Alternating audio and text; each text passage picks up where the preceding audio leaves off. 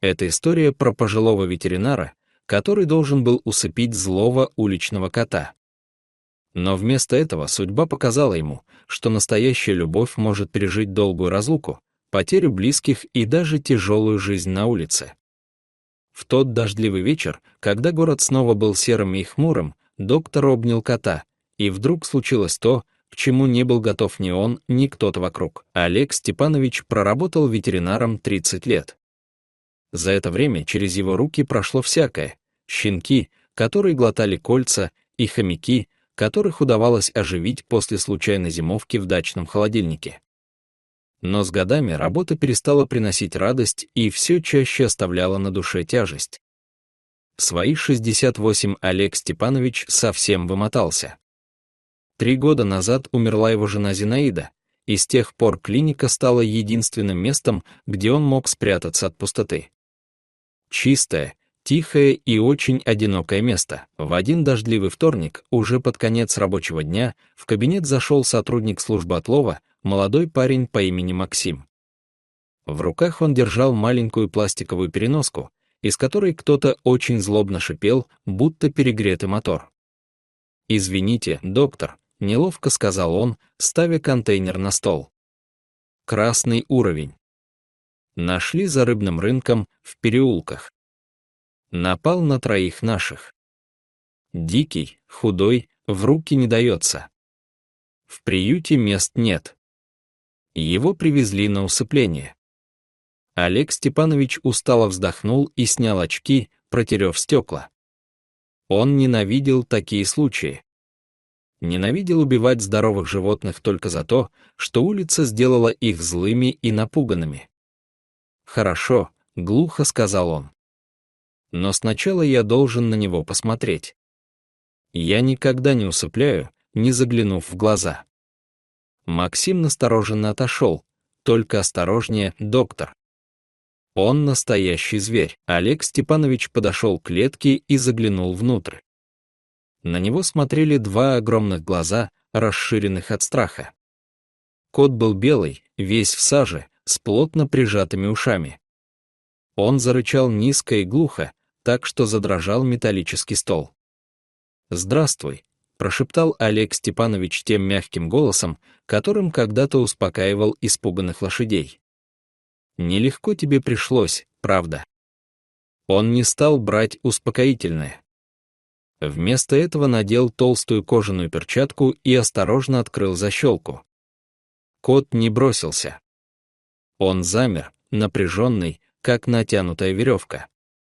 «Давай сначала приведем тебя в порядок, а потом решим», — тихо сказал Олег Степанович. С неожиданной для своего возраста ловкостью он схватил кота за загривок и достал из клетки. Кот секунду яростно бился и царапал металл, но Олег Степанович прижал его к себе, закрывая своим телом, и только тогда он разглядел его по-настоящему. Под слоем грязи оказался удивительно красивый белоснежный кот с короткой шерстью, розовым носом и огромными зрачками. Его так сильно трясло, что было слышно, как стучат зубы. «Он не монстр, Максим», — тихо сказал Олег Степанович. «Он просто очень сильно напуган». Олег Степанович начал гладить его по голове медленно и нежно, как гладят маленьких детей. Провел рукой за ушами, вдоль спины. И в этот момент случилось невероятное. Кот перестал рычать. Его тело расслабилось. Он поднял голову, медленно моргнул, потом встал на задние лапы, положил передний Олегу Степановичу на плечи, ткнулся мордой ему в шею и закрыл глаза. Это было объятие. Почти как у человека. Олег Степанович замер. Собаки иногда прижимались к нему. Но кошки всегда держали расстояние. А этот прижался так, будто Олег Степанович был единственным спасением посреди холодного океана. Врач в белом халате и белый кот в его руках выглядели как само воплощение беззащитности. У Максима отвисла челюсть. Я такого не видел. Он еще час назад пытался меня покалечить. Олег Степанович закрыл глаза и осторожно обнял кота в ответ. И в то же мгновение его накрыло странное чувство узнавания. Запах под грязью. То, как кот уперся подбородком ему в ключицу. Из глубины памяти всплыло давнее воспоминание. Он простоял так почти минуту, просто держа животное. Сердце кота постепенно замедлялось и подстраивалось под его ритм. «Я не могу, Максим», — прошептал Олег Степанович. «Я не смогу его усыпить. Я заберу его домой». «Вы уверены?» — осторожно спросил Максим. «Он может снова сорваться». «Абсолютно уверен». Но когда Олег Степанович попытался опустить кота на стол, чтобы осмотреть, случилось еще кое-что. Кот не разжал лап. А потом сделал очень конкретное движение. Он вытянул левую лапу и трижды мягко коснулся носа Олега Степановича. Тук. Тук. Тук. Олег Степанович перестал дышать. Все поплыло перед глазами. Так делал только один кот на всем свете. 5 лет назад, когда Зинаида была еще жива, у них жил белый кот по кличке Снежок. Подобранный с улицы, он был безумно привязан к Олегу Степановичу. Его любимой игрой было сидеть у него на плече и тыкать лапой в нос, выпрашивая угощение. Снежок пропал 4 года назад. Во время ремонта рабочие забыли закрыть заднюю дверь, и кот выбежал на улицу. Олег Степанович и Зинаида искали его месяцами, расклеивали объявления, обходили приюты, по вечерам с фонариками прочесывали район. Ничего не нашли. Через год Зинаида умерла. С сердцем, разбитым потерей своего маленького ангела. Олег Степанович был уверен, что Снежка уже давно нет в живых, у него задрожали руки. Он осторожно отстранил кота и заглянул ему в левое ухо.